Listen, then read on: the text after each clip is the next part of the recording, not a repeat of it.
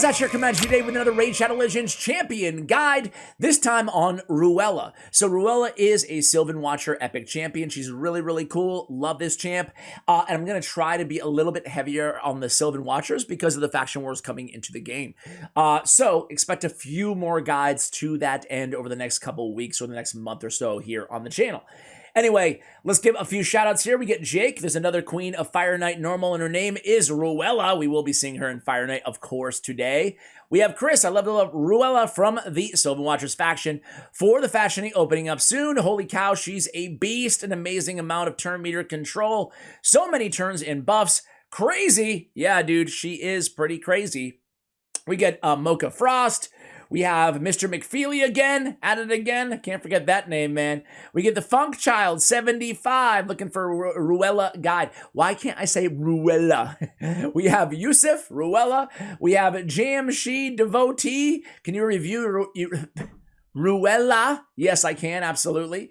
We got Nathan Coley asking for a Ruella on his free-to-play account. She carried Fire Knight and Spider along with Cold Heart. Great combo there for obvious reasons. Well, obvious in a moment.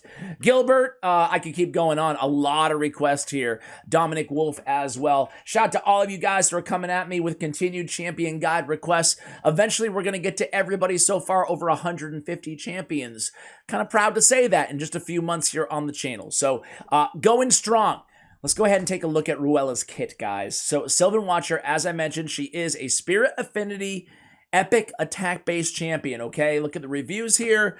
They're amazing. Fire Knight is easily a 5 out of 5. She is, alongside Allure and Coulthard, I'm trying to think of, I would say, like, Allure and Coulthard, she's like the best Fire Knight champion in the game, like in that conversation. And I'm not excluding legendaries. I'm including legendaries. That says a lot about how good champions like Ruella and Allure are.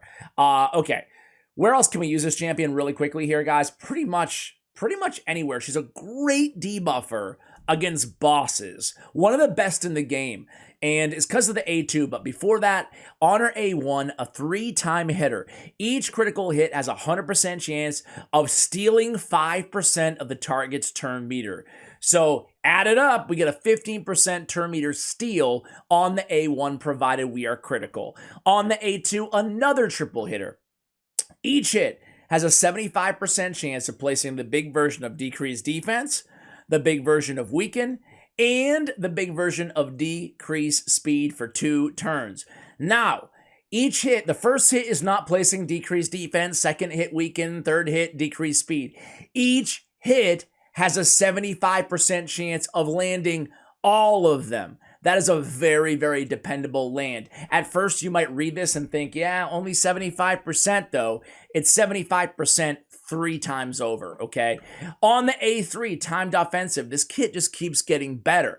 3-turn cooldown, turn meter fill by 20% on all allies, and the big version of increased crit rate on all allies for 2 turns. Now, even though she has an increased crit rate in her own kit, we still need to build her with 100% crit rate. That is mandatory because we want to take advantage of this A1, and she always has to have critical hits. Not only that, but, you know, we want, she does decent damage anyway, and there's no extra turn after this or anything like that. So again, the increased crit rate is nice to have, but I really seldom, if ever, very niche, will I plan a team around an increased crit rate buff, okay? Last but not least, accuracy in dungeons by 40. Hey, it can help a lot of, again, newer players out there, accuracy being so important, and accuracy being difficult to get in the early game and somewhat in the mid game because of lack of good perception gear, and more importantly, lack of resources to get our champions all the way to 6-star ascended, thus allowing us to actually use the banner with the accuracy on it. So, look at this, guys. Base speed, 112. That makes her one of the fastest attack-based epics inside the entire game.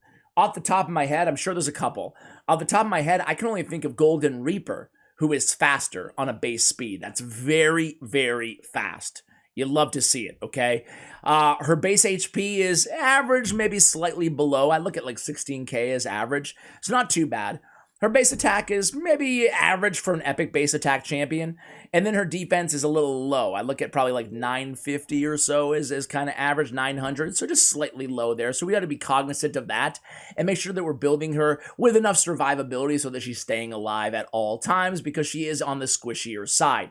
All right, let's go ahead, guys. Actually, let me clear my Lockwayne, who I just pulled in a shard opening video that I just recorded before this one. Let me show you the build on Ruella, but before we do that, I want to show you the multipliers thanks to Hell Hades, and I want to see where they grade her in terms of other areas of the game that she can be used, right? Dark Fae, a 4 out of 5. They get a Magma Dragon. The only problem is Magma Dragon on the magic affinity, she's not going to be good because she's Spirit Affinity, okay? And that's the one that we have right now, that rotation. So Magma Dragon, hit or miss. Frost Spider, 4 out of 5. Just make sure she's not frozen the entire battle, of course, or you have a couple cleansers on your team. Dragon, Spider, great Spider champion, great Spider debuffer, right, against the Spider Mother. Fire Knight, obviously one of the best in the game. Iron Twins, Clan Boss, great Clan Boss debuffer as well. Just so unbelievably good to have Weaken big version, decreased defense, and decreased speed big version, all in the same ability. Hey, little man, don't jump around, please. Sorry, I got the little guy visiting today in the office. Want to say hi to everybody or no? Multipliers, yeah, want to show everybody your new haircut? The boy is here today, guys, and he's got the new big boy haircut. And show everybody how you lost a tooth. Smile. Look into the camera. There you go. Yep, he's getting big. He's going to be 6 years old in just less than 2 months, right, bud? Yeah. We're about to head to the beach. But first, a Ruella guide. Okay, so anyway, sorry for the digression. We get a 1.5 attack. Excuse me. A godlike overall damage rating. 1.5 on 3 hits. That's really good damage there, okay?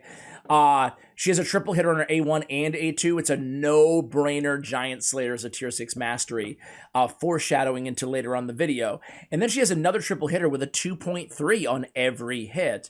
So she can deal some really nice damage considering she has no AoE attacks in her kit, okay? All right, back to how I have her built, guys. I have her in a set which I'm a big fan of. You guys know me. You know I love to put champions that I love in Relentless gear, right? So the reason behind her Relentless is getting an extra turn will bring this from a 4-turn to potentially a 3-turn cooldown, depending on how lucky we get in RNG. But the thing is these buffs, they last for 2 turns. And again, it's not a 3-turn cooldown. That's the only kind of downside to her kit, in my opinion. The upside to that is, against the Fire Knight, you land the debuffs, you want her to be using your A1 after that, right? Because we want her to be stealing Turn Meter instead of going again and again with the A2. So Relentless, I found to be a very nice mix. Keep in mind, she is doing a turn meter fill as well, so she has that A3. But I like Relentless on this champion. You could also go Reflex on this champion if you wanted to. 40% chance to reduce the cooldown of the A2 or the A3 by 1 turn. Or you could just go simply 3 Perception, triple Perception. Now, even though the damage is good on this champion, personally, frankly, I would not go with Savage or Lethal. Save that for your all-out AoE damage dealers or nukers or arena single-target nukers. Save that gear, because you only have so many good pieces of that stuff. I would go Triple Perception or even an Accuracy set, even Speed sets, all work on this champion. We'd like to have her pretty fast. We'd like to have her a little bit faster than even I have her in this build right now. So, with all that said, we did build her with a little bit of damage. Now, we have 105 and 193 on crit rate, crit damage on this champion, 215 on the speed, 300 on accuracy. Priorities on this champion first are going to be 100% crit rate and enough accuracy to land her debuffs for wherever you're using her in the game, generally around 10 points of accuracy per stage of the dungeon that you're facing, okay? So 300 is pretty healthy for most endgame content. At least it gets us through level 25 dungeons and hard mode dungeons, right? Okay. I will say this. You can use this champion even in a hard mode dungeon. Keep in mind that turn meter steal is not going to matter, but a triple hitter on the A1 and the A2 plus Phantom Touch as we have her built today, that's a lot of hits, and she can turn me to boost the rest of your team as well. So I wouldn't pigeonhole her as only a Fire Knight normal champion. She can definitely serve utility in Fire Knight hard as well, getting that shield down. The last set I'll throw at you guys is as an idea is Retaliation, right? It's now a 2-piece set, and when she's counterattacking with that triple hitter, right? So you can really get that shield down with a Retaliation if you don't have a counterattack already on your team, like a Valkyrie or something like that.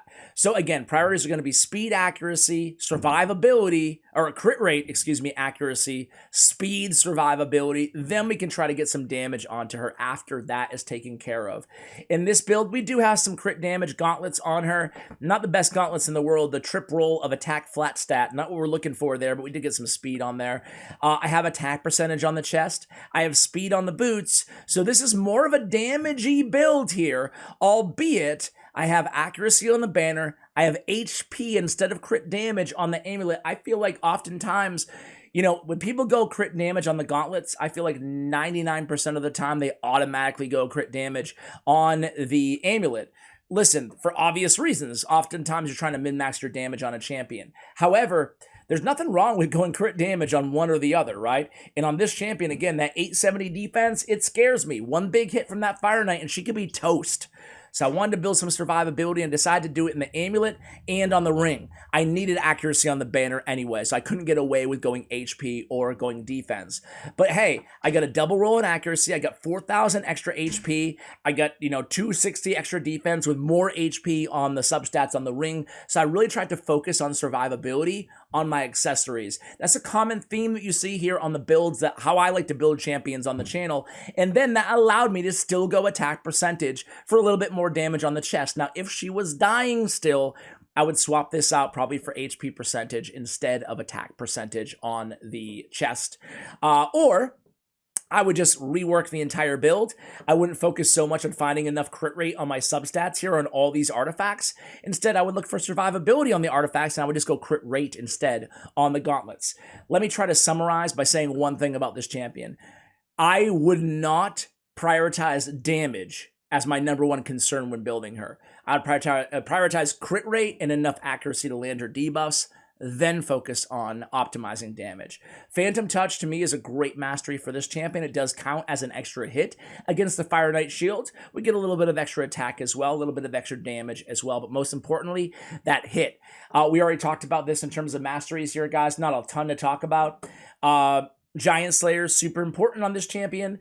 It's better than War Master. You should go Giant Slayer, not War Master, on a triple hitter, especially on the A2 as well. And then on the support tree, we went for accuracy. We picked up Lore of Steel. It's only going to work for the perception set, but we'll take it. And then we have that Sniper Mastery. That's going to be really, really important on this champion. That's going to bring it from a 75% chance on each hit to an 80% chance on each hit on that A2. It's a big, big difference maker. And then Master Hexer. That's important too. I would say that the three most important masteries, Giant Slayer, Sniper, Master Hexer, right? Master Hexer, we really want a chance at extending the duration, especially that decreased speed, to 3 turns instead of 2, because it's on a 4-turn cooldown. Another reason why we have the Relentless set on her to get that extra turn. So that's the build, guys. Let's go ahead and let's try her out in Fire Knight. Might as well, right? I would show you in other areas. I will point out, I'm not going to show you her in other dungeons or other areas of the game, but I will point out a good type of strategy or team to build around her, right? Obviously, you're going to need some AoE nukage no matter where you're using this champion, but once you actually get to the boss, I love running her with an ally attack champion on the same team, like a Ferric and the Fat. They're both Spirit Affinity. You get some damage boosting, increased crit damage as well, and that A1, it hits pretty hard. It's a triple hitter, and you're stealing more turn meter on the ally attack. So I would recommend building an ally attack champion, obviously enough support around her. Usually Reviver is going to be really good because she is squishy. And then, of course, an AoE nuker or debuffer. So here we have a Fire Knight 25, all epic team. We got Deke. I purposely did not put Allure on this team because I wanted to show how not using Allure, who's the best control champion in the game, right? you can still make a very viable Fire Knight team using Coldheart and Ruella as like a dynamic duo. We have Coldheart has a 4-time hitter on the A1 with Phantom Touch, and Ruella has a 3 with Phantom Touch, okay? Now, Seer is absolutely not necessary for this team. I honestly just didn't want to make you guys wait for 20 minutes, aka like 3 minutes, while I cleared these 2 waves. Seer is so incredible that, like, look at, there's only 2 buffs on everybody on my team. Now 3, I guess. But it's going to be easy to activate Seer. She's just so freaking powerful, dude. She really is. It's nuts. These are level 350 mobs, you know? So even having Seer without even the setup on Seer, you know, like I didn't work to try to get a Mausoleum Mage in here or anything like that, right? So even without the setup, she just makes runs so much faster. There she goes again, 34 seconds, we're already at the Fire Knight, right? So I just found it a lot easier. I didn't even turn off her Karma Burn for the Fire Knight, although I recommend you guys do that. But here we go. We already get that down. We already steal a little bit of turn meter from that A1, and we're cooking, right? We're cooking. So here we go. You're going to see Ruella. She's going to start to land. The most important debuff for her to land right now is obviously decreased speed. And I think her A2 is off cooldown. Let's see. Oh, well, yeah, it is. And then she gets the extra turn. So immediately goes in there and steals turn meter right afterwards, right? Isn't that nice? And that decreased speed, I cannot overstate it enough, guys. Whether you're using a champion like Tomb Lord, a champion like Ruella, right? A champion like Phenax, I don't know. It's so valuable, man. It's going to allow you to, without having an allure on your team, right? Having that decreased speed, or if you're going to more challenging difficulty levels of Fire Knight Hard, having that decreased speed is going to be a massive difference maker, guys. It's one of the more underrated debuffs for newer players in the game, decreased speed. And that was it, guys. 65 turns. I mean, my best run ever, and this is an all epic team, right? My best run ever is only like 31 seconds faster than this. That says a lot, considering my best run ever is with, you know, super OP legendaries everywhere. That's a very nice time, right? Very nice. And we have a Tagore, you have a Deke, you have Seer. All that damage is obviously from the waves, right? A little bit on the Fire Knight too. We have Coldheart, and then we have Ruella. And Ruella, dude, it's hard to not to mention that she's being outdamaged by a Reviver, so that sucks. But Tagore does have a very sneaky AoE on his A2 that deals a decent amount of damage, and he's 6-star ascended, or awakened rather, so he has Phantom Touch on him as well, so that's where he's getting his extra damage. But all things being equal, guys, don't let that 492 number discourage you from Ruella as a formidable single target damage dealer. Keep in mind that even with Coldheart, they were nailing those waves with AoE attacks and a bunch more damage on the first 2 waves. Ruella's damage, you know, 90% of it came against the Fire Knight. So, but you can tell it's not even about the damage, right? That's the last of our concern. It's about the turn meter support, the debuffs that she brings to the table as well. What a great champion, guys. We could even run this without Deke because we don't need necessarily that decreased defense, although it does help with the Seer combo, right, on the waves, right? So, guys, hopefully I've done justice on how good Ruella is, particularly in Fire Knight, but really in Faction War, she's going to be amazing against the Red Boss as well. Thank you guys for watching. Thanks for saying hi to little guy with me as well. Much love. Keep the champion requests coming. And as always, take care, guys.